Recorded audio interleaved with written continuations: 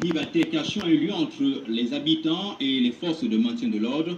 C'était lors d'une manifestation où les populations dénonçaient pancartement la spoliation foncière dont elles sont victimes depuis la superposition d'un titre foncier qui a absorbé leur domaine grand de 60 hectares et dont des habitations ne résistent pas à la progression des engins des démolisseurs.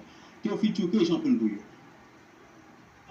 Tension, indignation et larmes de colère pour les populations du quartier Ngoma dans le 5e arrondissement de la ville de Douala qui manifestent contre la dépossession de leur domaine foncier établi sur le titre foncier 25 465 Vouribé. Je suis fatiguée, je n'ai plus l'argent, je peux travailler avec moi, j'ai encore sur le terrain. La marche du samedi dernier sur le site de près de 60 hectares où les travaux de démolition sont en cours a été stoppée par les forces de maintien de l'ordre et les gros bras chargés d'empêcher l'accès au site et permettre l'avancée des bulldozers. C'est interdit d'accéder à notre site avec la police.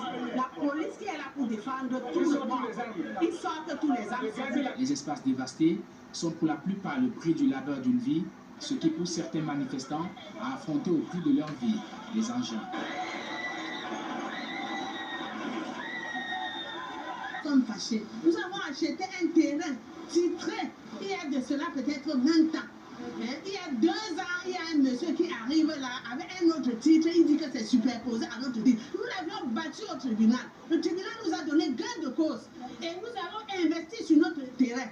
On reste un matin, on nous appelle, il est là avec les engins en train de détruire, de casser. Le conflit foncier au quartier Ngoma met en lumière ce que les populations ici considèrent comme étant une violation flagrante par certains du principe de l'intangibilité du titre foncier au Cameroun. Il y a des personnes qui disent que le titre foncier est annulé, il a été refait, il a été annulé, il a été refait. On ne sait plus à quel sens se vouer ici au Cameroun s'il faut acheter le terrain et qu'après qu'on vienne l'arracher de cette manière. La population est entre autres d'une expropriation forcée entachée de fraude. Le titre du nouvel acquéreur n'étant pas adossé sur le village Ngoma. Sur le titre, on a écrit bien, lieu dit lundi. Lundi n'est pas Ngoma. Mais il dit que non, lundi par prolongation veut dire qu'on peut tomber en Ngoma, comme pour dire que si on a un terrain à Douala par prolongation, ça peut se retrouver à Yaoundé. Les populations en appellent à la clairvoyance du ministre des Domaines, du cadastre des affaires foncières. Parce que nous tous, nous sommes des Camerounais. Et il est hors de question que quelqu'un s'investisse, se bat, regardez, du haut de mon âge.